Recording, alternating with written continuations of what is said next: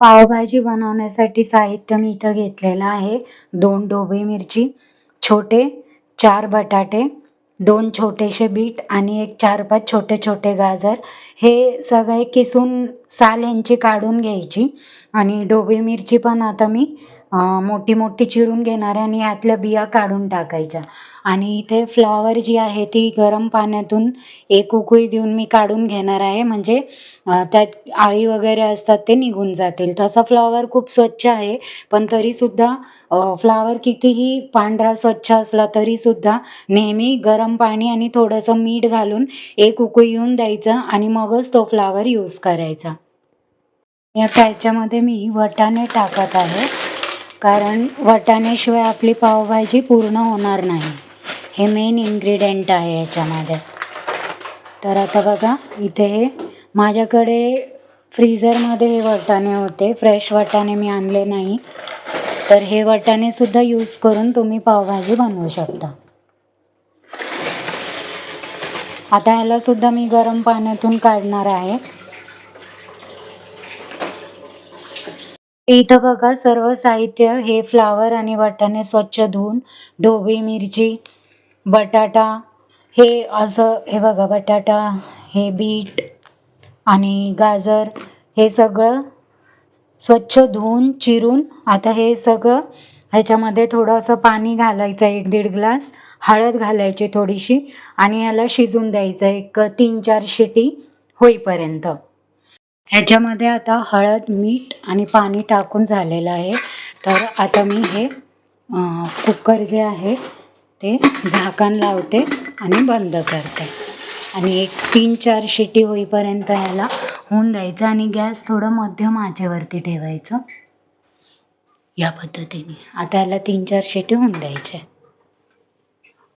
आता इथे आपली भाजी रेडी झालेली आहे आणि शिट्टी पण थंड झालेली आहे.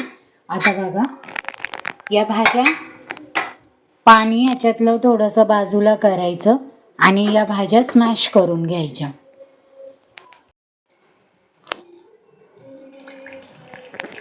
तर यातलं हे पाणी असं काढून घ्यायचं हळूहळू.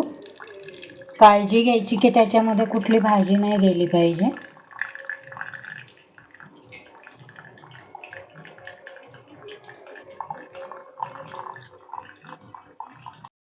याला थोडा चमच्याने असं हलवून घ्यायचं आणि प्रयत्न करायचं जेवढं. आता ही चांगली शिजलेली आहे त्याच्यामुळे ही लवकर स्मॅश होत आहे, तर तुम्हाला मिक्सरला वगैरे लावायची गरज नाही आहे आणि इथे स्मॅशर जे आहे ते यूज करायची गरज नाही आहे. बघा हे चमच्याने स्मॅश होत आहे.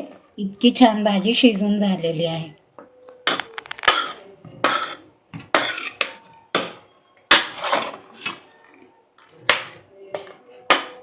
याच्यामध्ये आता तेल घालून झालेलं आहे.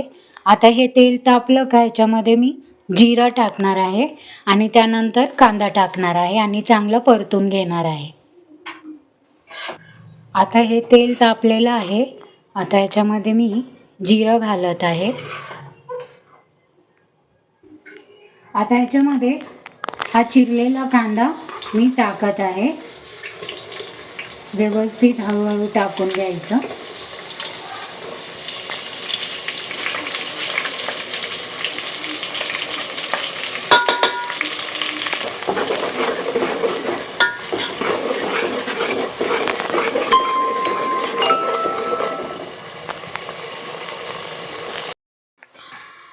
आता ह्याच्यामध्ये मी आलं लसूणची पेस्ट 2 चमचे घालत आहे.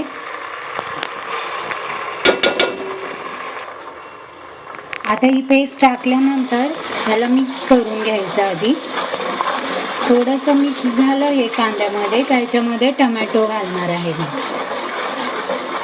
आता हे टाकून झालेलं आहे. आता यामध्ये मी टमॅटो घालणार आहे. हे जे चिरलेले टमॅटो होते घालणार आहे. आता याला चांगले टमाटे याच्यामध्ये एकजीव होऊन द्यायचे, गळून गेले पाहिजे पूर्णपणे. आता इथे टमॅटो माझे गळालेले आहेत चांगले. आता ह्याच्यामध्ये मी मसाले घालणार आहे. इथे मी सुहानाचा पावभाजी मसाला 1 पॅकेट यूज करत आहे. छोटा पॅकेट आहे हा. तर ह्याच्यामध्ये आधी मी थोडंसं हिंग घालत आहे. आता 1 चमचा हळद आणि 3 चमचे मिरची पावडर, कारण आम्हाला तिखट लागते पावभाजी. आम्हाला तिखट लागते भाजी, त्यामुळे मी तिखट जरा जास्त प्रमाणात घालत आहे. तुम्ही जर तिखट कमी खात असाल तर मग तुम्हाला जसं वाटतं योग्य त्या पद्धतीने तुम्ही टाकू शकता. 1 चमचा 2 चमचा. आणि आता ह्याच्यामध्ये 1 चमचा मी धने पावडर टाकत आहे.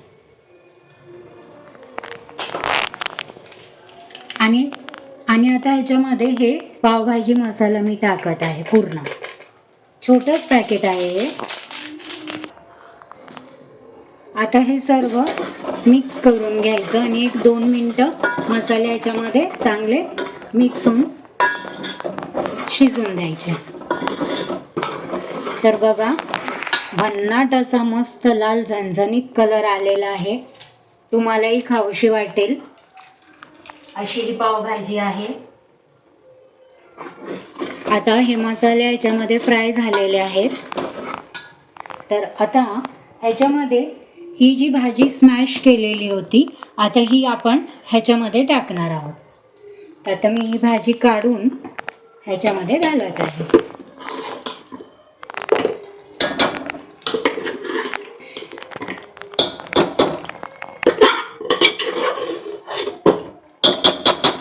तर हे जे पाणी मी बाजूला काढलेलं होतं, हे पाणी आपण पावभाजीसाठी यूज करणार आहोत. अगदी थोड्या प्रमाणात हे पाणी आहे. तर आता ह्याला जे भाज्या याच्यामध्ये होते ते आणि हे मी याच्यात टाकत आहे. आता हे पण विसळून घेते. आता बघा, हे पाणी ह्याच्यामध्ये टाकून देणार आहे मी, म्हणजे पावभाजी पातळ पण नाही होणार आणि योग्य प्रमाणात ती असेल. आता ह्याला व्यवस्थित सगळं मिक्स करून घ्यायचं.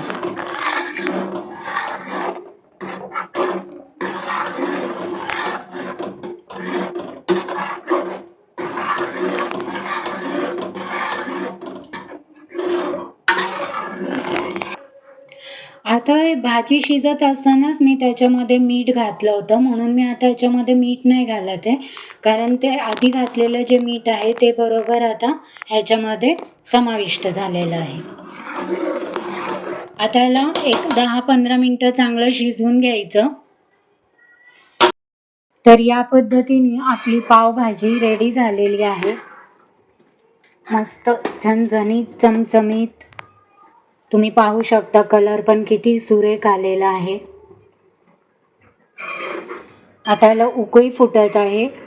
पूर्ण उकळी फुटली का गॅस बंद करणार आहे आणि त्यावर कसुरी मेथी आणि कोथिंबीर मिक्स करणार आहे. आता याच्यामध्ये मी कसुरी मेथी घालत आहे. अगोदर मी मुद्दाम कसुरी मेथी नव्हती घातली, भाजी रेडी झाल्यानंतर टाकायचं, कारण याची चव लगेच मिसळते भाजीमध्ये. इथं जेवताना लागण्यासाठी बघा, हे मी काकडी, कांदा, कोथिंबीर ही सगळी स्वच्छ धुवून चिरून घेतलेली आहे. आता ही भाजी इथे आहे, तर याच्यामध्ये मी थोडे काजू टाकत आहे आणि किसमिस टाकत आहे.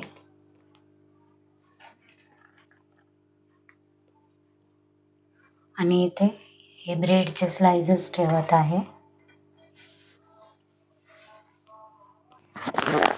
आणि इथे कोथिंबीर स्प्रेड करत आहे. आणि लास्टली मी याच्यावर अप्लाय करणार आहे मस्का. ठेवला आता मस्का टाकलेला आहे. तर ही आमची डिश रेडी आहे खाण्यासाठी. A few moments later. आता आम्ही निघालो आहोत क्लासला आणि आजचे जे रेसिपीज आहे ते मी ब्लॉगमध्ये शेअर करणार आहे. तर तुम्ही ते बघा आणि ती रेसिपी नक्की तुम्ही ट्राय करा.